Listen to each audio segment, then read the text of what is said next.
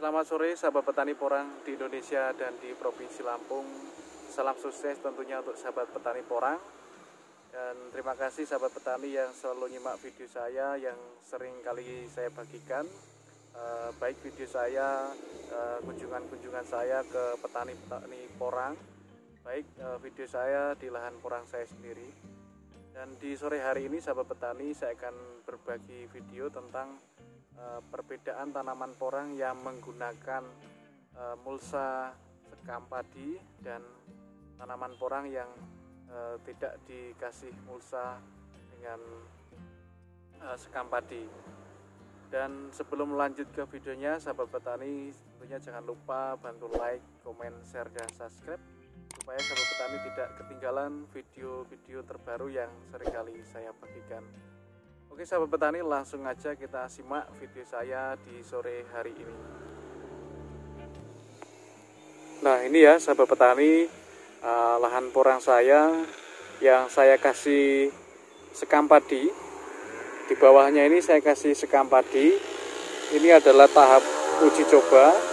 Tahap uji coba kurang lebih panjangnya ini 2 meter yang saya kasih sekam padi. Dan yang di sebelah sana itu tidak saya kasih sekam padi. Dari sini saja sahabat petani bisa melihat ya pertumbuhannya. Ini hanya 2 meter ya, 2 meter itu dari pohon yang besar itu.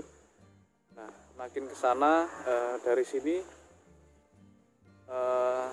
bergelombang ya, langsung turun ke bawah. Jadi sahabat petani, di video ini saya akan berbagi tentang sekam padi yang saya gunakan. Nah, maksud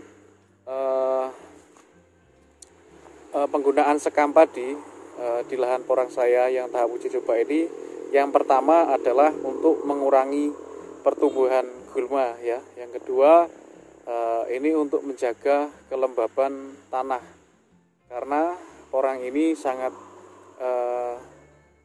subur ketika tumbuh di tanah yang lembab.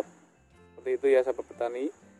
Makanya saya di musim ini masih tahap uji coba, dan ini yang saya gunakan adalah sekam padi yang masih baru ya, bukan sekam padi yang sudah busuk atau sudah lama. Karena ini tahap uji coba, makanya yang namanya uji coba pasti nanti ada juga yang gagal ataupun tidak berhasil ya, seperti itu. Dan ini ternyata hasilnya ya sahabat petani bisa lihat sendiri, perbedaannya juga nampak jelas. Porang saya subur sekali, batangnya juga lebih dominan dari yang sebelah sini dan yang sebelah sana ya. Ini batangnya kecil-kecil. Namun yang di sebelah sini, ini karena kondisi tanahnya ini lembab ya, awet lembab. Dari segi daunnya pun juga berbeda. Ini nampak lebar-lebar ya, ini sahabat petani. Dari segi daunnya pun juga nampak beda antara yang sini dan sebelah sini pun juga nampak jelas perbedaannya ya. Dari sini ini yang dikasih sekam padi, nah ini yang di sini tidak, yang di sini tidak dikasih. Namun yang dari batas ini, nah ini dari daunnya sudah nampak jelas perbedaannya ya, nampak jelas sekali. Dari segi batang juga seperti ini.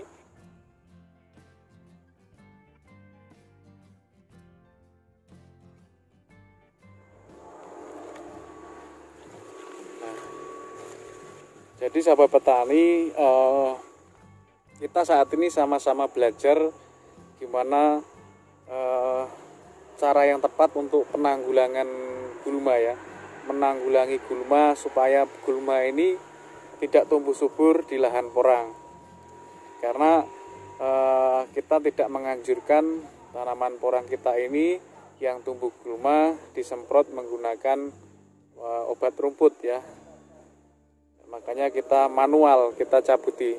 Nah, tentunya kalau kita tanam lahan yang luas, itu membutuhkan waktu yang sangat lama, dan ketika kita bersihkan, ya, mungkin jarak 1 bulan, itu sudah tumbuh kembali dan dilakukan pembersihan kembali.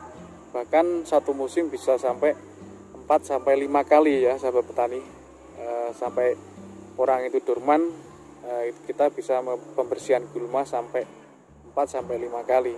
Dan tentunya lumayan juga biaya yang kita keluarkan, biaya untuk pekerja dan menambah pengeluaran.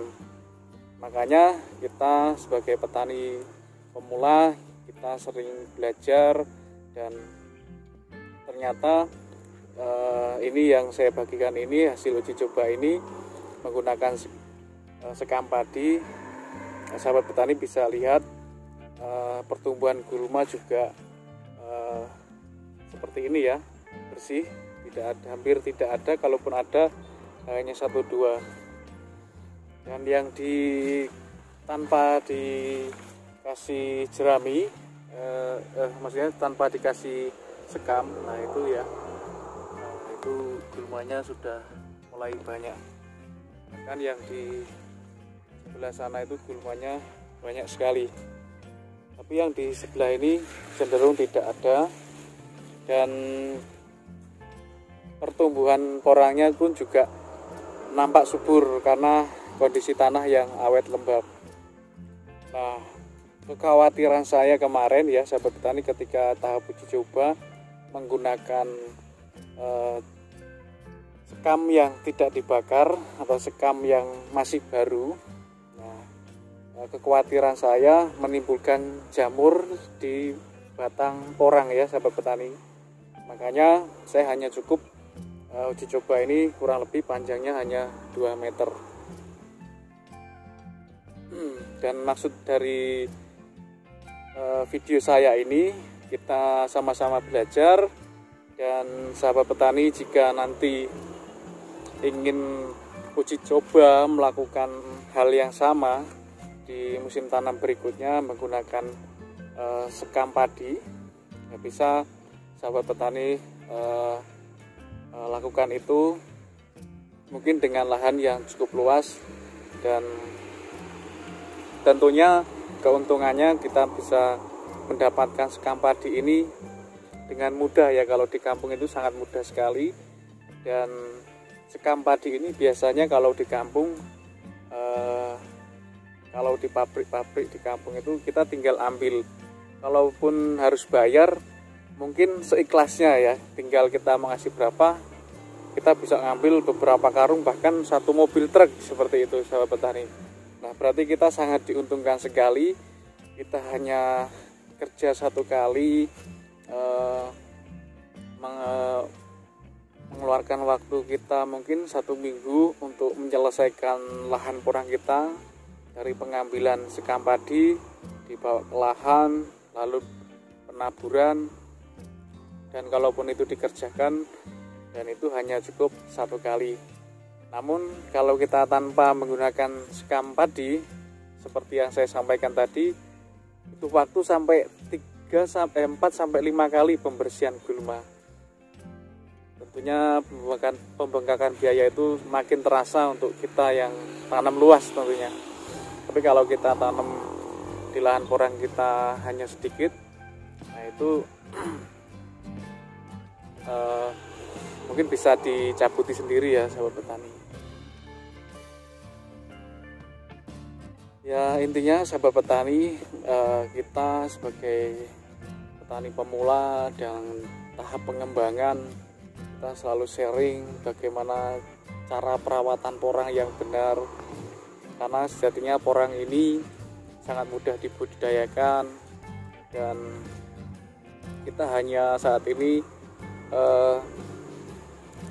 yang kita kita pengen cari tahu kan bagaimana mengatasi gulma di tanaman porang.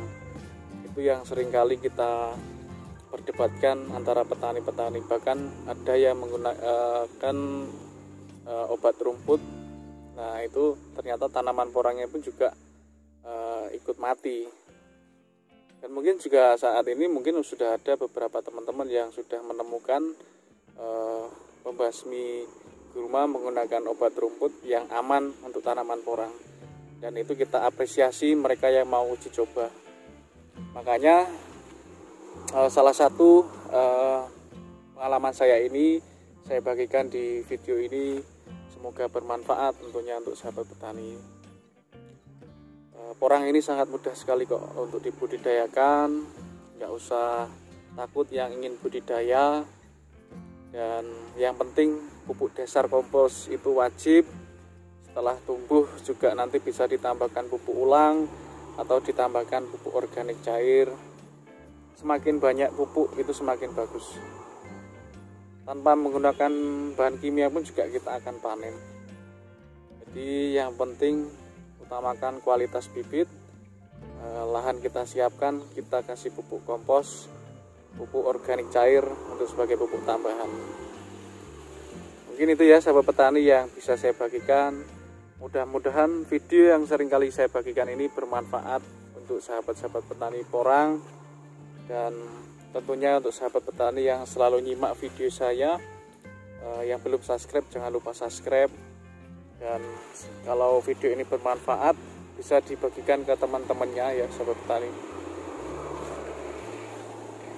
Oke sahabat petani, mungkin cukup sekian video di sore hari ini tentang perbedaan tanaman porang yang menggunakan sekam padi dan tanaman porang yang tidak menggunakan sekam padi.